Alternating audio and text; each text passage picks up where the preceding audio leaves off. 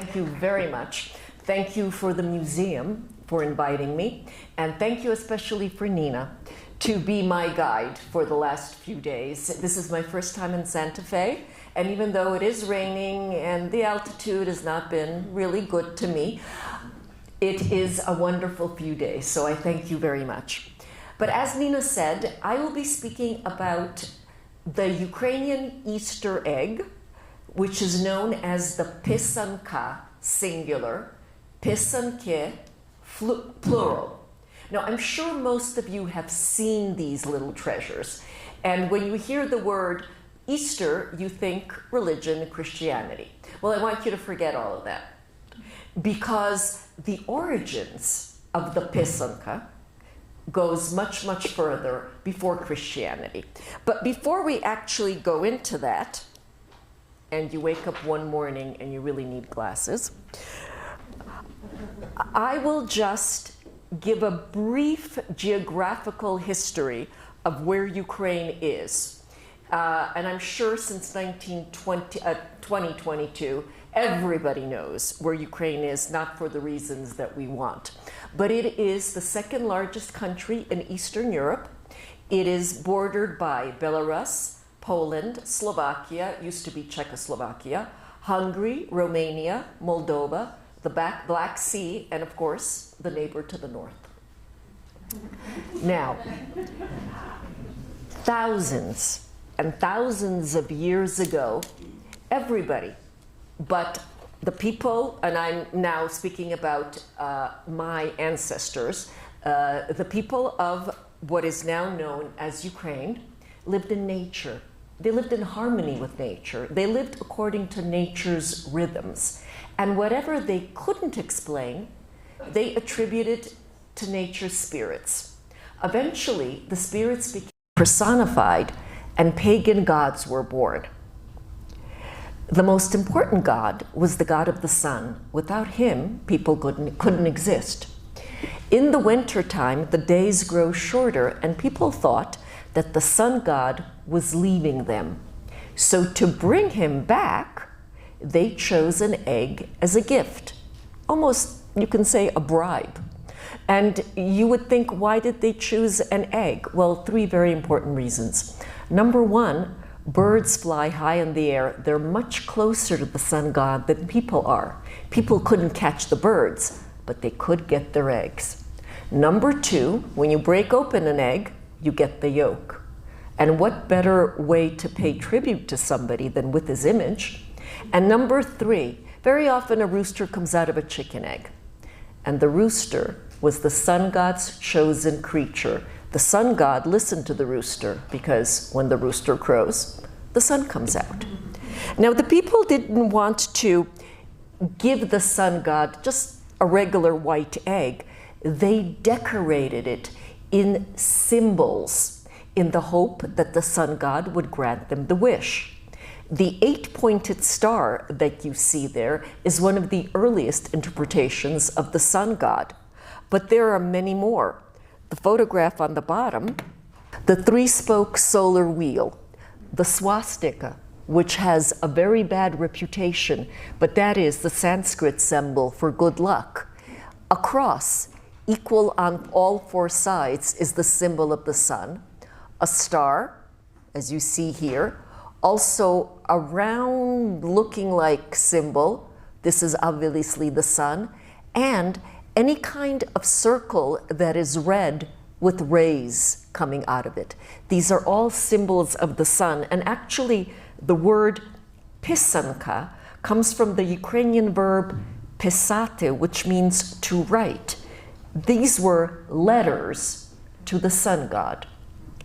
The second in importance, we had a female goddess in our pantheon, was the earth goddess. Here, this is one of the earliest representations we have. She's usually a figure with 2, 3, or even 6 arms raised up. And when her arms are raised, she's asking for rain. But very many times, she's hidden in the design. For example, this is her head. These are her arms. This looks like a tree of life, but if you look closely, head, arms. This is obviously the earth goddess. The earth goddess. The third god, which I love, he is called Veles, and he is the god of cattle, which meant wealth. He's also the god of poetry and music, just like Bacchus was.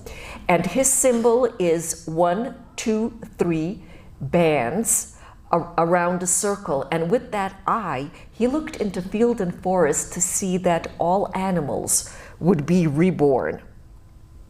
The earliest designs were just randomly placed symbols.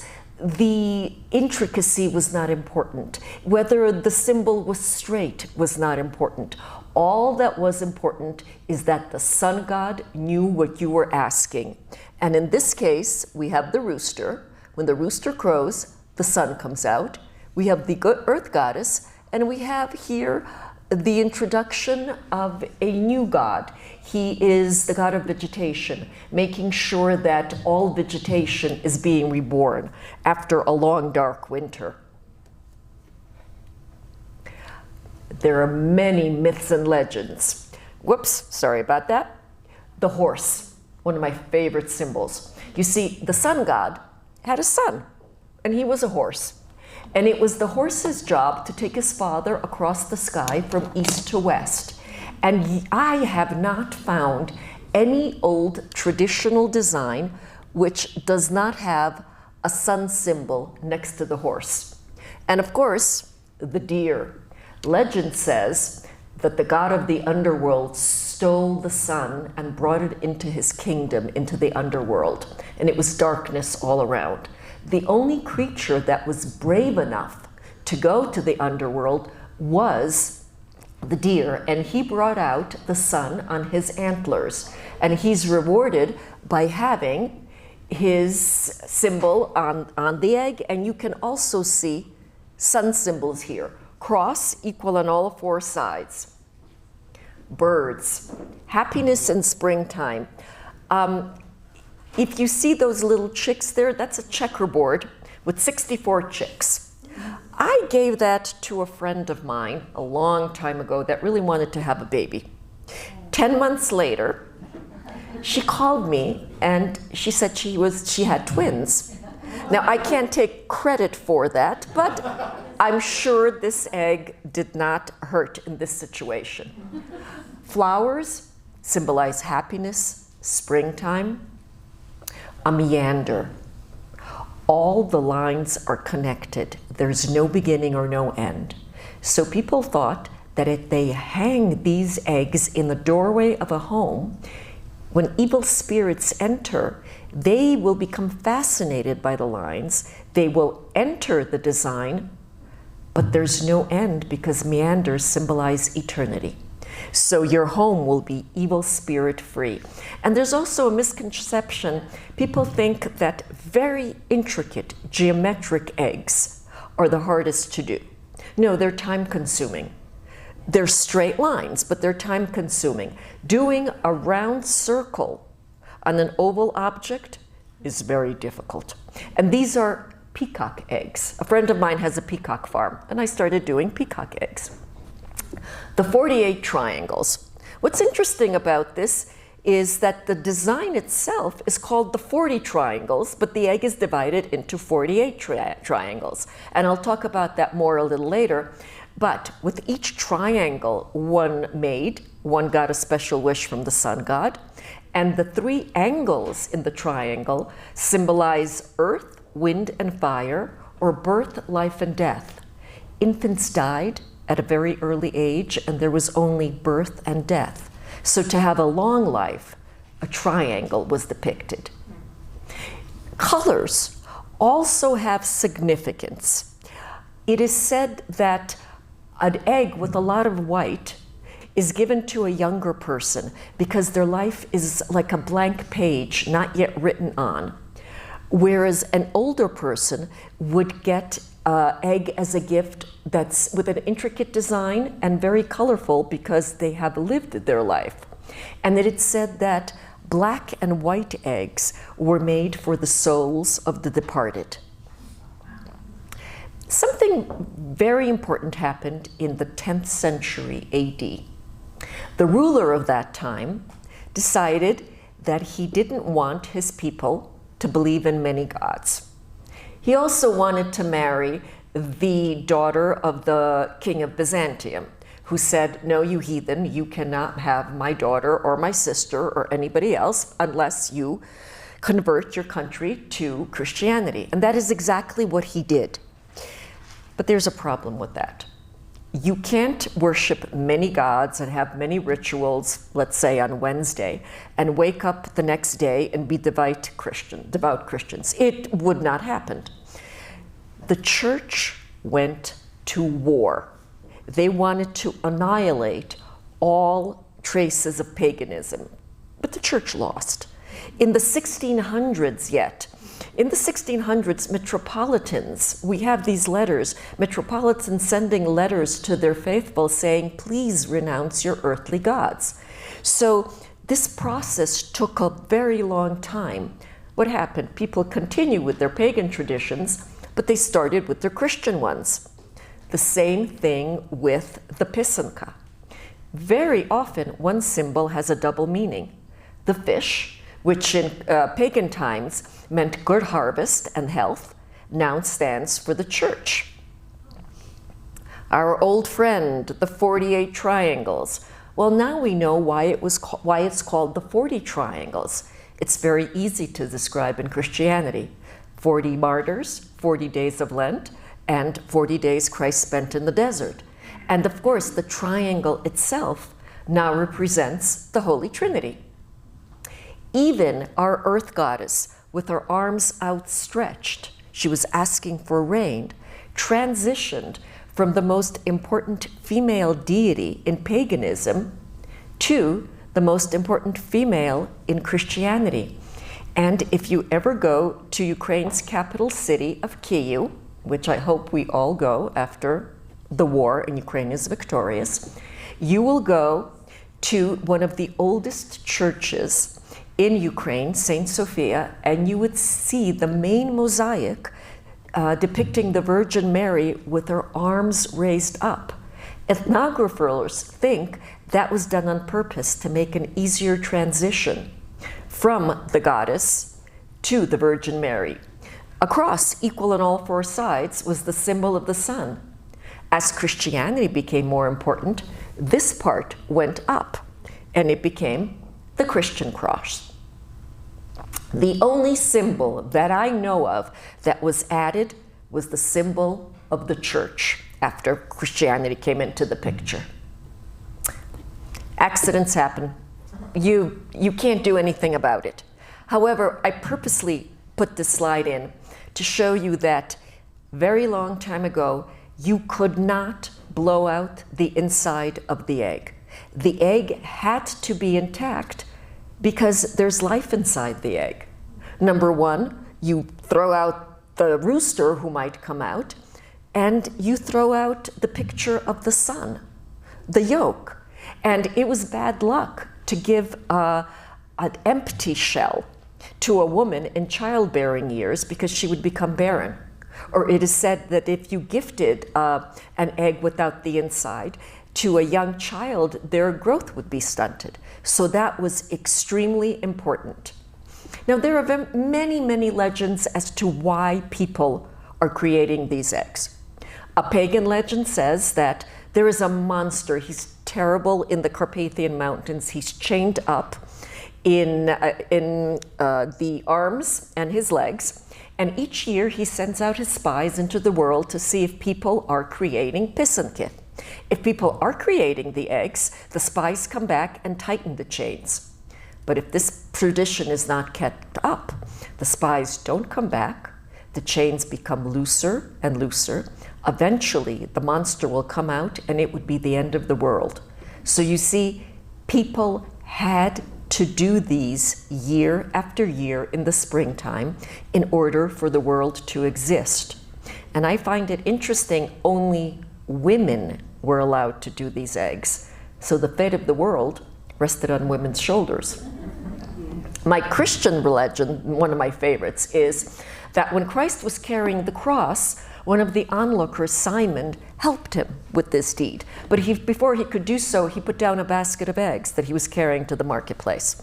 When Simon came back from performing the good deed, as a reward, the eggs turned a bright red color. Simon was so startled by this that he dropped the basket. The eggs rolled down the hill and rested by the Virgin Mary, who was praying at her son's cross. As she prayed, she cried, and tears fell down her cheeks onto the eggs, creating beautiful designs. And the practical reason that the earliest eggs are on a red background is because it was easier to make dye out of roots, berries, and the natural ways. And of course, these eggs, they were rituals incorporated in rituals. People, our ancestors, took these decorated eggs, pysanky, and buried them in the ground for good harvest. They put the shells in animal feed for healthier cattle. When a house was being built, eggs were put on the four corners against evil, and the list goes on and on and on. Ukraine is a very large country, as I said, more than 50 million, probably now a little less because of the war. But each region of Ukraine had their way of decorating an egg and making a pysanka. The Carpathian Mountain region, very intricate designs and a lot of red, orange, and yellow. That is what pysanky are known for. However, if you look at this area over here, for anybody familiar, the Poltava area, these are traditional eggs. If you look just about, if you look just above the Carpathian Mountain region, this is a very big area, Western Podillia and Eastern Podillia. This is from one village. This is from another village very, very close by. And this is from another village. And people usually come up to me and say, please show me the most traditional egg with the most traditional colors. That doesn't exist. You have to know which area. These are the most traditional from the Podillia area, whereas from the Poltava area, it is green. I had to show you this egg. I call it the fidelity egg, I guess. In Ukrainian, it's called krivulka, which is roughly translated the curly one. And this is from the mountain region, from the Carpathian Mountains. This egg, with this design, a woman would give to her husband if she suspected maybe he was looking in another direction. If that was the case, the hoops, there's always an uneven number. 3, the most important, birth, life, and death. But here it's 1, 2, 3, 4, 5, 6, 7. The 7 hoops were supposed to come off the egg during the night, come unto the husband, tie him up, and therefore he would be faithful. And I sell quite a lot of these. And one of my favorite eggs from Eastern Ukraine, this is obviously the sun symbol. It could also be the god with the eye on his forehead, but since it's red and it has rays, it's the sun symbol. But if you see, there's like a pie, a black part, that's not the sun. And I had no idea what this was, and researched and researched. This is an eclipse. This is a documented eclipse. These eggs were done to keep the sun god with the people, so you can just imagine their fright when it turned dark in the middle of the day. And this is documented. How to make these eggs. There are no paintbrushes. There are no paints. There is a stylus. There is beeswax. There are dyes. And there's a candle. It's batik on an egg, a wax-resisting process. You scrape a little bit of beeswax into the copper funnel. You heat the funnel with the wax in a candle flame. The wax melts, and you write, because it's writing on an egg. You write with the melted wax all the parts of the egg you want to be white in your design.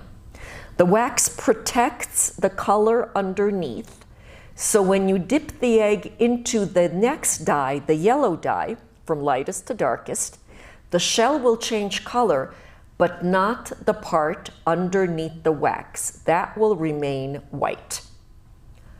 On the yellow shell, you wax the areas you want to be yellow. Again, the wax protects that part of the shell, so that when you dip the egg into the next dye, in this case red, everything, the shell changes, but not what's under the wax. And then you wax the areas you want to be red. This slide, it looks a little orange, but this is red actually. And then you dip it into the last color. In this case, it's black. You take out the wax, the shell, the wax, everything. You take out the egg and everything is black. And then, the best part of all, I call it the magic part. You put the egg by the candle flame, the wax melts, you wipe it off with the tissue, and the colors show through. There are no shortcuts. Everything you see on an egg that is not the darkest color can be black, brown, depending on design, was covered up with the wax at one point or another. Now, someone asked me once, how do I know that you're not making all of this up? That this is, oh, so nice, fertility, good harvest, gods, so forth and so forth. Well, I'm not. This tradition was passed down from paganism through generations from mother to daughter. As I said, only women were allowed to do these eggs. But this was an oral tradition. It was not written. All the dyes were kept in secret. All the designs were kept in secret and only given to your daughter and your granddaughter. Women made these eggs in the dead of night so that nobody else could see what you were doing and cast an evil eye on the design, and the sun god would not grant you the wish. There were incantations and prayers done in secret, and actually they were so secret that we don't know what they were. But something happened in 1850, a revolution all over Europe, the Spring of Nations. That's when, in all the countries, ethnographers, folklorists went into the field to document what's going on, to document the peasant way of life. They finally realized that peasants was not something lower. These were actually wonderful people who continued tradition. And this is one of the earliest books that came out in 1898. A very, very wealthy noblewoman sent her ethnographer only to Eastern Ukraine to document eggs, to document Pysanka, and it contains more than 2,000 eggs. Each egg comes with a birth certificate. Which village, which town, which area, sometimes even the woman who created the egg. And this whole documenting of eggs in Eastern Ukraine lasted till about 1921, when that part of Ukraine was swallowed up by the Soviet Union. And in Western Ukraine till about World War II, 1939-40, when unfortunately that part was swallowed up by the Soviet Union. The Soviet Union wanted to make a perfect Soviet man. And anything that was a little different, or God forbid, had to do with religion, was persecuted. And the tradition of making pisanky was almost I would say lost in Eastern Ukraine, and it survived in a few pockets in the West. However, something happened around that time. Late 1800s, early 1900s, people started to emigrate. Whether the first two immigrations from Ukraine was for economic reasons, going to find a better life, and then my parents' immigration, which was the political immigration. They were fleeing the Nazis and the communists. My grandfather was something comparable to a Supreme Court judge. Had he stayed, Siberia, death, and that's it.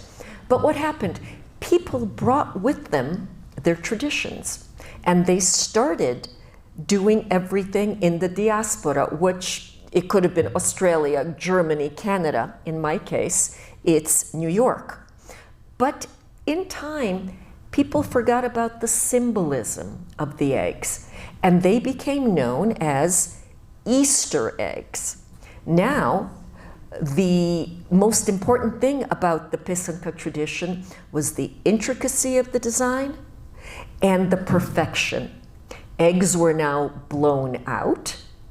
Which is what we do now to avoid accidents, they were no longer something that brought you good luck the way people believed they were. They were given as gifts, they were collected. And more importantly, they became very, very geometric, very perfect, and realistic. If you see here, there are deer. We had deer in old times, but here, they're frolicking in the grass. And these are just a few examples of what I call diaspora eggs. The ones I showed you before, those are quote unquote traditional ones. They are the ones that are documented. They have the birth certificate.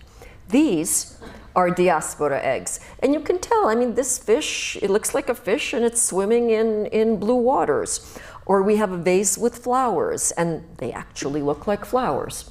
So these are the ones that were done in the 20th century in the diaspora. And then in the 1990s, with the re-independence of Ukraine, another branch started. It's called the artist eggs. And we don't even know if we should call them pysanky, because we don't know if they actually have the symbolism. First of all, no longer just chicken eggs were used. The one on your left is jumbo double yolk Canadian eggs. And I always laugh that I know more about eggs than anybody should ever know in their lifetime. But these are my designs of icons, the Madonna and Child. And then I started a series when I was living in Kyiv doing my research. Maybe some of you know the artist, the primitive artist Maria Primachenko. She's known now because her museum was bombed in the first few days of the war. But luckily, the workers went into the fire and saved most of her work. But she's known for mythological beasts and flowers. And I did a series of eggs based on the artistic style of Maria Primachenko. Then we have Ukrainian-born Sonia Delaney. And by the way, all these artists that were always labeled under the umbrella as Russian are finally coming into their own. So the Ukrainian-born artist Sonia Delaney, who along with her husband started the art term of Orphism, this is what I did in the series of Sonia Delaney. And if you will be in New York in the near future, the Guggenheim will have a beautiful exhibit of Orphism. Kazimir Malevich, the father of suprematism, born in Kyiv, the capital of Ukraine. And this is hot off the press, which I just finished this series. Tragic figure, committed suicide when he was 20 years old. He was born in the 1880s. But I did this series because he used beautiful decorations. And of course, ostrich eggs. There were no ostriches in Ukraine. This is just a 20th century that we started using ostrich eggs. And now I come to what Nina started saying. 2 years ago, February, Russia invaded Ukraine. Of course, the war started in 2014 with the illegal annexation of Crimea. And if you actually think about it, the war has been going on since Peter the Great, 300 years. But 2022, I, like everybody else, was in shock. I have family in Ukraine. One of my cousins just lost his leg at the front. I was in a shock, I was in denial, it was sadness. And then within a week, that sadness turned into rage. And I had to do something. And I realized that as an ethnographer and artist, I do have a weapon, but a symbolic weapon. It's cultural diplomacy. And I remembered that legend that says, as long as people are creating писанки, the world will continue to exist. And I partnered with the World Federation of Ukrainian Women's Organizations, the umbrella group which all Ukrainian women's organizations in the world belong to. I am their cultural officer. And because only women were allowed to do these eggs, I partnered with them as well as the Ukrainian Institute in New York. They're housed in this gorgeous landmark building across from the Metropolitan Museum of Art. And I put out on social media, just for anybody and everybody, artists, children, Ukrainians, non-Ukrainians, whoever wants to send in their писанка to the Ukrainian Institute to show the aggressor that we're not backing down. Within a week, we received 3 писанки from Montreal, Canada. This is the way it looked like in the beginning. The eggs are placed on burlap as well as a woven cloth because, well, Ukraine is the breadbasket of Europe, and I wanted the eggs to be as close to the ground as possible. There is the rushnik, a ritual towel, which is a symbol of good luck, and it accompanies a child when it's born from birth till death. In the front of the installation, we have periwinkle. This is all very traditional because in our mythology, periwinkle symbolizes eternal life. It never dies. We have the kalina bush right here. It's the unofficial symbol of Ukraine. It symbolizes beauty. In the center, we have wheat, the breadbasket. We have a candle for all those that perished through the years during war. They're wrapped around, the candle is wrapped around in a red ribbon because, again, in our mythology, red pushes away evil. And you can't tell, but there's another black ribbon for all those that perished during the war. In the beginning, it was slowly. We had, I would say 10 eggs a week coming. And first, the installation looked like this. It got a little fuller. It got fuller. It got fuller. And now we have, I lost count after 600, but there are more than 1,000 from 38 different countries from almost all states of the Union. We got 2 eggs from Santa Fe, which is very nice, and I invite more people to send them in. And what I found, which is my great honor, to read all the notes that accompany the eggs. Some of them are, I'm not Ukrainian, but. These are some of my favorites. It was, your mission to resist the war is ever so contagious. You have lit the world on fire with the spirit of opposition and hope. And this is actually one of my favorites, and I will read it to you because it's hard to read on the screen. The second писанка contains my wishes for abundance, healing, prosperity for the people of Ukraine as they bear the strain of fighting for their identity, lives, and freedom from fascism. The importance of fighting the right battles is something that almost everyone with my experience knows. Every Jewish person, every sexual assault and domestic violence survivor, every disabled person, every LGBT plus person. And I could not live with myself if I did not bring what What abilities I have to bear on taking part in supporting those on the front lines of the suffering, even in so small a way as providing you these dyed treasures and their stories. May they bring comfort to those who see them, will receive them, to use for rituals, for rebuilding and reestablishing. Shalom. That is one of my favorite ones, but there are hundreds and hundreds of notes that I get like this. The one over here on the bottom it's in Ukrainian for those who read Cyrillic, but this egg is from a friend of mine, and she writes that her mother created this egg 60 years ago and has kept it. It's a full egg, but the inside has dried out, so it's just the remnants of the yolk.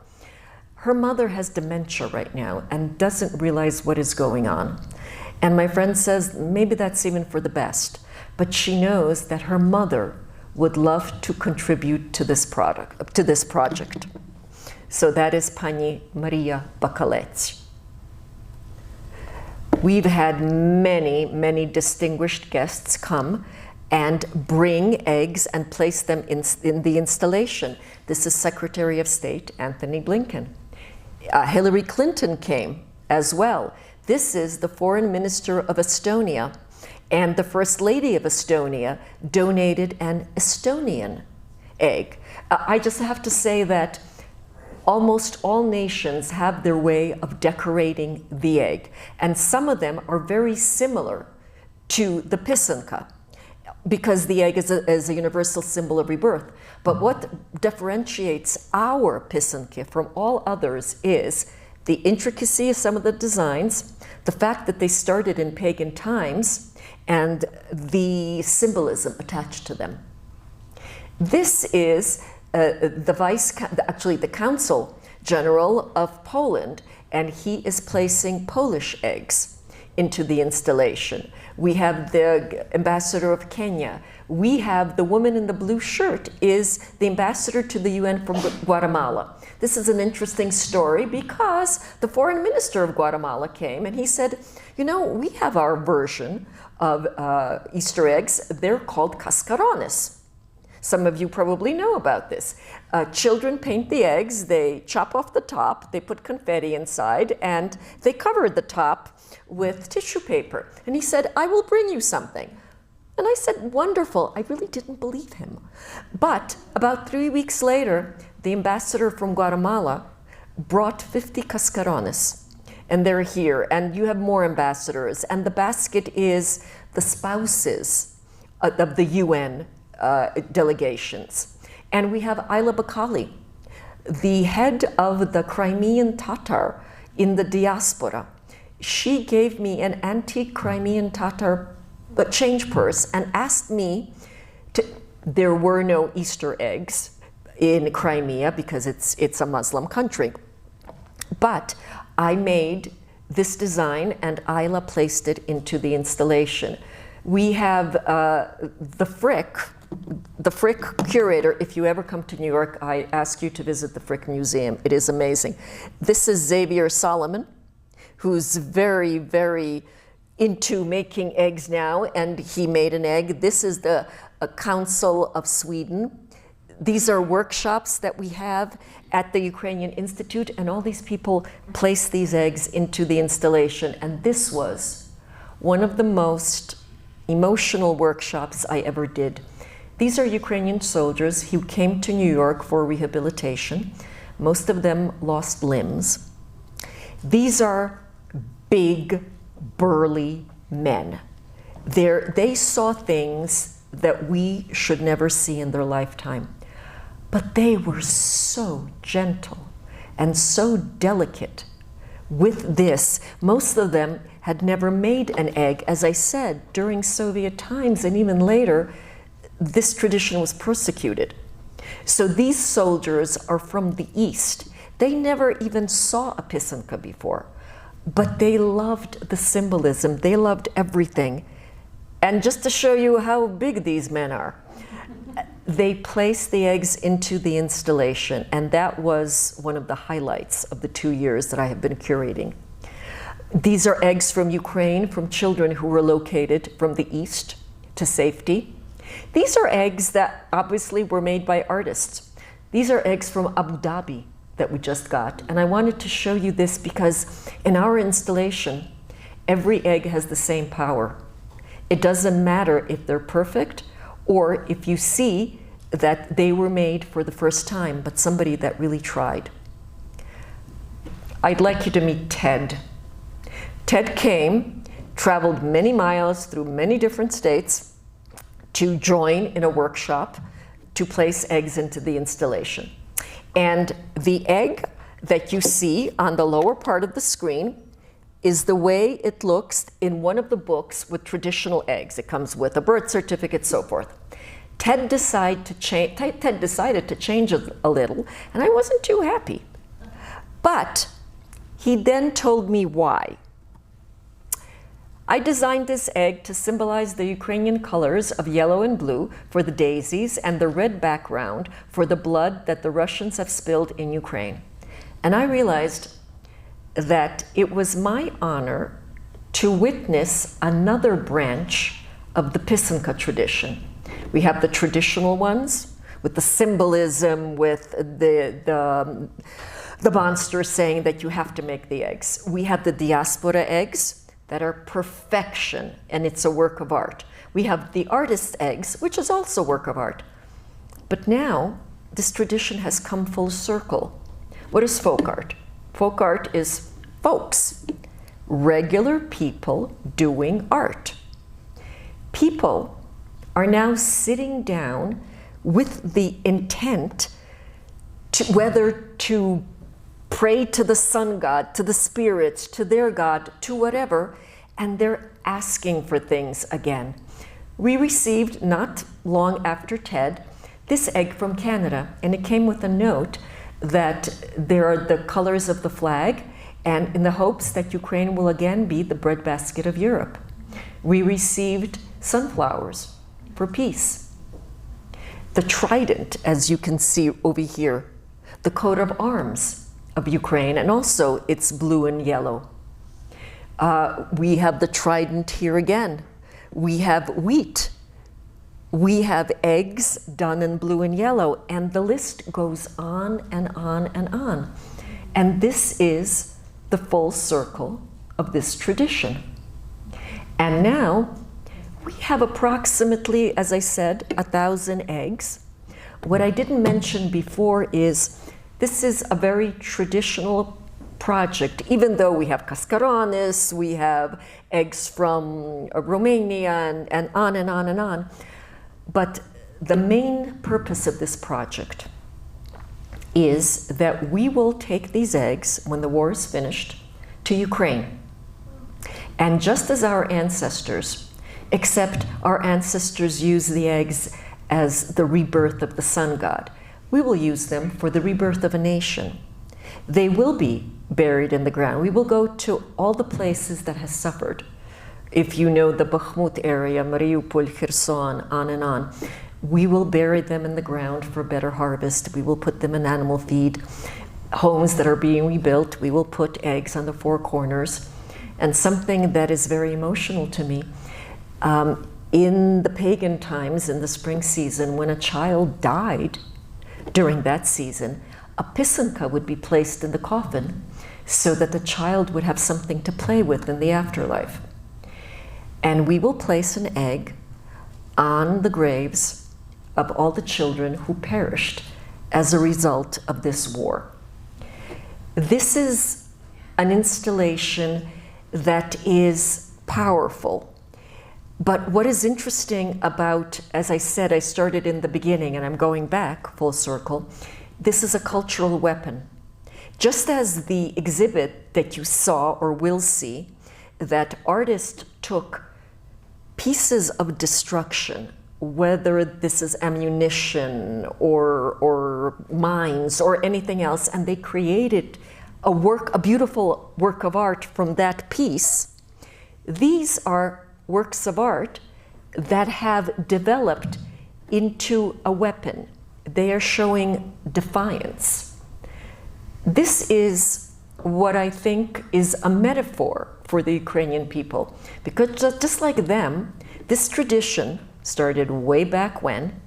It has gone through the good times, as well as war, famine, artificial famine. If any of you don't know about that, more than 6 million people died in the 1930s because of Stalin's artificial famine. Serfdom, wars, disease, everything you can think of. And this tradition is flourishing. And this installation is meant to show the aggressor that we have been here all along, we are here, and we're not going anywhere. So I would like to leave you now with my first, what I call war egg, the fourth branch. This is the pagan earth goddess. She's portrayed as a white stick figure on a red background. And she is one of those designs that is documented in one of the old books that I said. But I created her in the colors of the flag just because I thought she needed a little more help at this point. So I am finished with this talk. I would just like to ask you that the next time you see a pysanka, you realize that it's just not a pretty little egg that you buy, you put on the shelf, and you look at it. It has the history of a nation in it. And thank you very much.